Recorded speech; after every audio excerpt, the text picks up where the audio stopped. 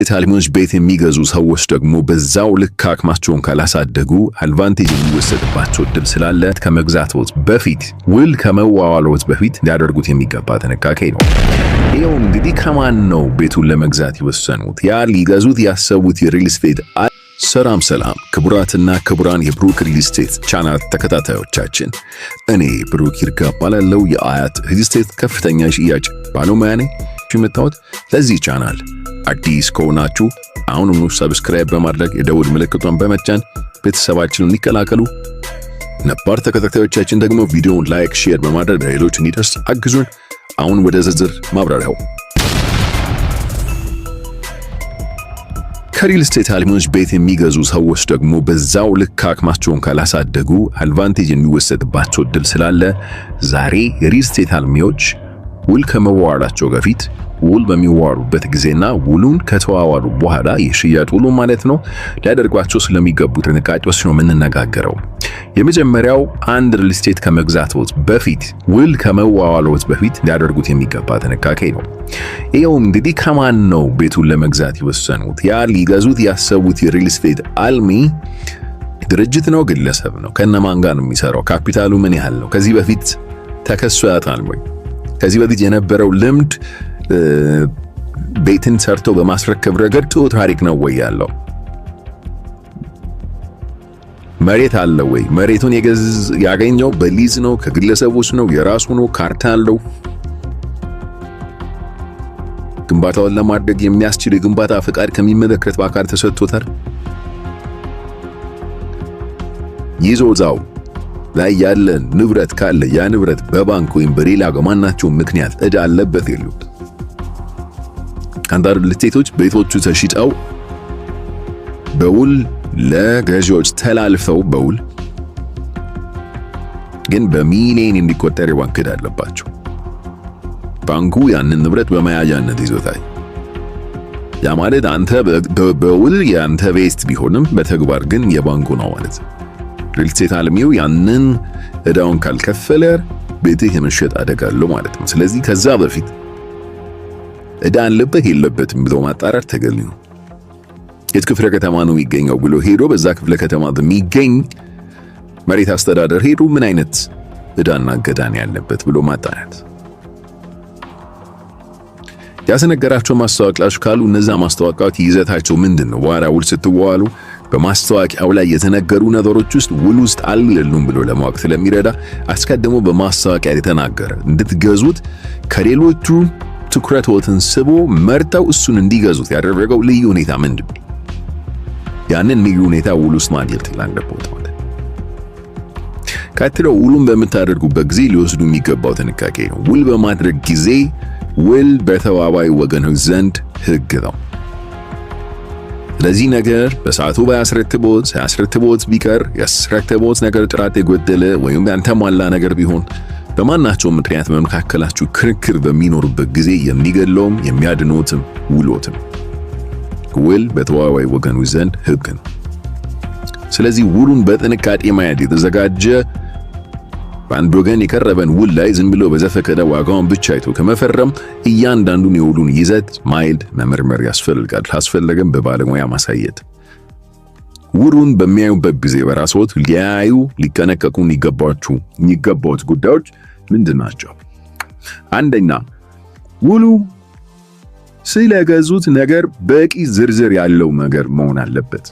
ምን አይነት ቤት ነው? ቪላ ነው? አፓርታማ ነው? ስንት ካሬ ነው? ስንተኛ ፎቅ ላይ ነው የሚገኘው? ከተቻለ ቁጥሩ ስንት ነው? ከምን አይነት ማቴሪያል ነው የሚገዛው? የት ነው የሚገነባበት ሳይት? ትክክለኛ ቦታው የት ነው? ሎኬሽኑ ዝም ብሎ ክፍለ ከተማ ወረዳ መጥቀስ አይደለም። በትክክል የት ነው? ከውሉ ጋር አባሪ የሆኑ የሚገነባውን ነገር የሚያሳዩ ሳይት ፕላን፣ የግንባታ ፈቃድ፣ ሌሎች ፕላኖች ኤሌክትሪካል በሉት ምን በሉት ሁሉም አይነት ፕላኖች የውሉ አባሪ መሆናቸው ማረጋገጥ አለበት። ምክንያቱም በዛ መሰረት መስራት ስላለበት በኋላ ሐሳቡን ቀይሮ ሶያ ካሰቡት ነገሮች ሰርቶ ሊያስረክቡት ስለሚችል ቀደም እንደነገርኩት በማስታወቂያ ምንድነው የተነገረው? ሰውን ያማለለ ለምሳሌ 24 ሰዓት ጥበቃ ይላል። 24 ሰዓት ጥበቃ ብሎ ውሉ ላይ 24 ሰዓት ጥበቃ እንደሚሰጥ ከሌለ የለም በቃ። ለማስታወቂያ ባስነገረው ምክንያት የሚጠየቅበት ነገር መኖሩን የተጠበቀውም ውሉ ላይ ከሌለ ግን እርሶን አይጠቅሞት።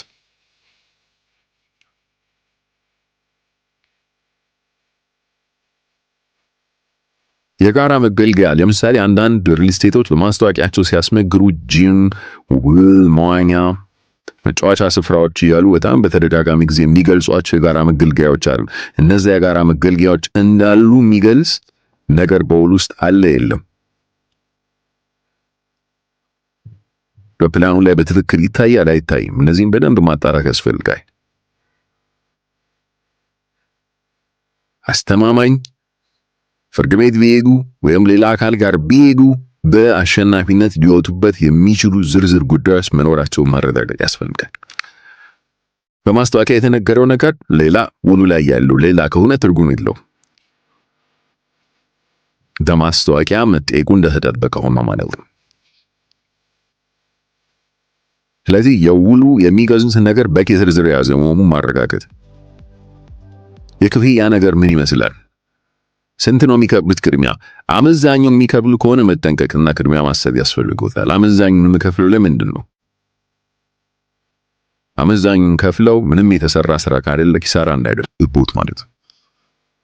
የአከፋፈል ሁኔታው ምን ሲሆን ነው የሚከፈለው? ከክፍያው ጋር ተያያዥነት ያለ ተነጻጻሪ የሪል ስቴት አልሙ ግዴታ ምንድን ነው ብሎ እነዚህን ነገሮች መመርመር። ባልከፍል ድንገት አቅም ቢያጥረኝ አንድ ጊዜ መክፈል ባልችል ምንድነው ውጤቱ? ውሉ ይሰረዛል ወይስ እድል ይሰጠኛል፣ ጊዜ ይሰጠኛል፣ ግሬሲንግ ፔሪድ አለው ብላችሁ መጠየቅ። አማራጮች ስላሏችሁ የመደራደር አቅማችሁን ከፍ ማድረግ መጠየቅ። ይሄ ካለ ነው የምገዛው፣ ይሄ ካለ ነው ብሎ ለመደራደር ራስዎትን ማዘጋጀት ያስፈልጋል። ውሉ የሚቋረጥባቸው ሁኔታዎች ምንድናቸው? ውሉ በሚቋረጥበት ጊዜ የውል ማቋረጫ ምክንያት ተብሎ የተዘረዘሩ ነገሮች ምንድናቸው? በእርግጥ በዝርዝር እነሱን መመልከት። በተለይ አልሚው ሻጩ ውሉን በሚያቋርጥበት ጊዜ ምን ሲሆን ነው? ለምሳሌ አንዴ ካልከፈሉ ባለመክፈሉት ምክንያት ውሉ የሚያቋርጥ ከሆነ አደጋ ስለሆነ፣ ምክንያቱም ድንገት ክፍያ ክፈሉ ተብሎ በሚጠየቁበት ጊዜ ሰው ዝግጁ ላይሆኑ የሚችሉበት እድል ስላለ ውል በሚያቋርጥበት ጊዜ፣ ክፍያ ሳይከፍሉ በሚቀሩበት ጊዜ ወይም በእርሶ በኩል ያለን ግዴታ በማይፈጽሙበት ጊዜ ውሉ ማስጠንቀቂያ እንዲሰጥ ሻጭ ላይ ግዴታ ይጥላል አይደለም? ይህን ቼክ ማድረግ ያስፈልጋል። ምክንያቱም ማስጠንቀቂያ መሰጠት ለመዘጋጀት በጣም ጥቅም ስላለው ማለት ነው። ወይም ገዢው እንደ ውሉ ላለመፈጸም የሚያስችል ሁኔታ ውስጥ በሚገኙበት ጊዜ ፎርስ ሜጀሩም ሆነም አልሆነም አስገዳጅ ሁኔታም ሆነም አልሆነም ደርሶ ማሳወቅ ግዴታ አለበት የለበትም? አውቀው እርምጃ መውሰድ እንዲችሉ ማለት። መቼ ነው ቤቱን የሚያስረክቡት? ቁርጥ ያለ የታወቀ ቀን አለው? እንደውሉ ባያስረክብ ምንድነው እሱ ላይ የሚጣልበት ቅጣት? ሊኩዴሽን ዳሜጅ ምንለው ማለት እንደውሉ ባያስረክቡት 2 ዓመት 3 ዓመት እርሶ ግዴታዎትን ተወጥተው 2 ዓመት ለምሳሌ ቢሆን የሚያስረክብበት ጊዜ 2 ዓመት ጠብቀው በውል መሰረት ሳያስረክቡት ቢቀር እሱ ላይ ያለው ግዴታ ምንድነው የሚያተጋው ነገር? አይ እንደውሉ ካልፈጸምኩ እኮ እንዲህ አይነት ግዴታ አለብኝ ብሎ ተክቶ የሚሰራ የሚያደርግ፣ ሳይሰራ ሲቀር ደግሞ ኃላፊነት የሚያመጣ ምን አንቀጽ አለ በውስጡ? ያ አንቀጽስ ምን ያህል እስካሁን ለ2 ዓመት የጠበቁትን ጊዜ ይክሳል? አንዳንዶቹ 0.ምናምን% 1% ተብሎ ሎን በጣም ትንሽ እዚህ ገባ ማይባል አሁን ያለውን ኢንፍሌሽን የገንዘብ ግሽበት ከግንዛቤ ውስጥ ያላስገባ ያ ገንዘብ መጣቀረም ትርጉም የሌለው አይነት ቅጣቶች አሉና እነሱን አንቀጾች በሚገባ መመርመር ያስፈልጋል። ለተለይ የታይም ቫልዩ ኦፍ መኒ ገንዘብ በጊዜ ውስጥ ያለውን ዋጋ መረዳት ያስፈልጋል። ከዛሬ 3-4 ዓመት በኋላ አለመግባባት ተፈጥሮ ገንዘቦትን የማያገኝበት እድል ወይ ገንዘቦትን ጋደኝ የገንዘቦት ዋጋ ስንት እንደሆነ ዶል ላይ በሚገባ ከመካከት መሆን አይነበር። ቢያንስ እንኳን ቤክም ባያገኙ ገንዘቦት በግሽበት ምክንያት ዋጋ ሲያጣ እንዲመለስ ግፍ ማድረግ እንጂ አንቀጽ ነገሩ ማረጋገጥ አለበት። አለመግባባት በሚፈጠርበት ጊዜ የት ነው የሚሄዱት? አብዛኛዎቹ የሪል ስቴት ውሎች የዲስፖዘል ሪዞሉሽን የምንለው ወይም ግጭትን የመፍቻ መንገዶች ተቀምጠዋል። እነዚህ የመፍቻ መንገዶች አለመግባባት በሚኖርበት ጊዜ በቀላሉ መብቶችን ለማስከበር በሚያስችል ሁኔታ ነው ወይ የተቀረጹት? አንዳንዶቹ ፍርድ ቤት ለመሄድ መከራ ይሆን ዛ ፕሮሰስ በማብዛት በአጭር ጊዜ ውስጥ ፍትህ እንዳያገኝ የሚያደርጉ አካላቶች ደግሞ በቀላሉ ሄደው እንደገና ውድ ያለውን አማራጭ ነው ወይ አንዳንዶቹ ውድ የሆኑ የግድግዳ አማራጭ መንገዶችን የሚመርጡ ከዛ የከፈሉት ገንዘብ በላይ ደግሞ እንደዛ ክፍያ ለማውጣት ሌላ መከራ ውስጥ የሚገቡበት ነው። ከዚህም ዝርዝር ጉዳዮች ማየት በጣም ያለ ሌላው ወይውን ካደረጉ በኋላም ዝም ብሎ ካጨርሻለሁ ብሎ የሁለት ዓመት ከሆነ ሁለት ዓመቱን ጠብቆ መጠየቅ አይደለም። ክትትል ማድረግ ይጉልህ ላይ ደረሰን በተራቢ እየሰራ ነው ወይ? በርግጥ ባለው ጊዜ ውስጥ ያስረክባል ወይ አያስረክብም ነው? በውኑ መሰረት በሳይት ፕላኑ አብሮ ለአዋቂ ተከረደሩ ነገሮች አኳያ ነው ወይ ስራው ተካሄደ? አንዳንዴ ለክታመት ደርሶ ዊርድ በውል ለሰር እንድትረከቡ ሲሙ እንደምትረከቡት ቤት በውል ላይ ከተመለከተ ውጭ ይሆንበትን ወይ ይንታባይ ወይ ሰፋል ወይ ዲያንግ ላይ ሆናል ወይ ማውን ሆናል dann wir sind immer cutting her und julan we must cutting her በዚህ እንዳይነክተት ማድረግ ለእንደዚህ አይነቱ ጉዳይ በሚሄድም ቢቆጠር ገንዘብ ሰናባከም ይህልን ጉዳይ የሚከዳፈል እንደወጥ ባለሙያም ጉዳይ አስፈጻሚ ይህ ከሁሉም በፊት በሁሉም በዚህ ከሁሉም በኋላ ጉዳዮች ታስታን ወዳስ ወጥ ካርቻን ደግሞ ባለሙያ በመቅጠር ትንሽ ክፍያዎች በመክፈል በርብት ባስትን ማጋለው ወን ማግረድ ወትን ማራራበት ያስፈልጋል። የሚሰራበትን ማቴሪያል ጭምር ከምን አይነት ማቴሪያል ነው የሚሰራው? እንዴት ነው የሚሰራው? ማቴሪያሎቹ የሚሰሩት ዝርዝር አባሪ ሆነዋል ከውሉ ጋር።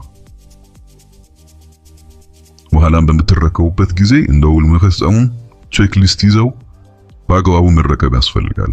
ውሉ ላይ ያለውና መሬት ላይ ያለው ነገር ምንድን ነው? ቤቶትን ከመረከብ ውጭ ደግሞ የጋራ መገልገያ ተብለው የተጠቀሱ ነገሮች በእርግጥ ተሰርተዋል አንተሰሩ እሱም ብቻውንም ከሌሎች ሰዎች ጋር በጋራ ሆኖ ይፈጽሙት ነገር መሆኑን እንደተጠበቀው ማለት በጣም ኢምፖርታንት ነጥብ ደግሞ ከአንድ ሪል ስቴት ቤት በምትገዙበት ጊዜ በእርግጥ አሁን ያለው የሪል ስቴት አዋጅ አዲሱ አዋጅ ይህንን ግዴታ በሪል ስቴት አልሞች ላይ ጥሏል ብሎ አልነበረም። በጣም ጥሩ ነገር ነው። እነማን ናቸው ከኔ ጋር ብሎ የገዙት? ብቻውትን እንዳይሆኑ ነገ ችግር ቢፈጠር ከሌሎች ጋር በጋራ ሆኖ ተባብረው የመደራደር አቅሞትን ከፍ አድርገው መብቶትን ለማስከበር እንዲረዳ ከሪል ስቴቱ ቤት ከገዙ ሰዎች ጋር መተዋወቅ፣ ስልክ መለዋወጥ፣ አድራሻ መለዋወጥ በጣም ጠቃሚ ነገር ነው። እንዲና ሌሎች ተጨማሪ ጥንቃቄዎችን ማድረግ ያስፈልጋል። ሰላም።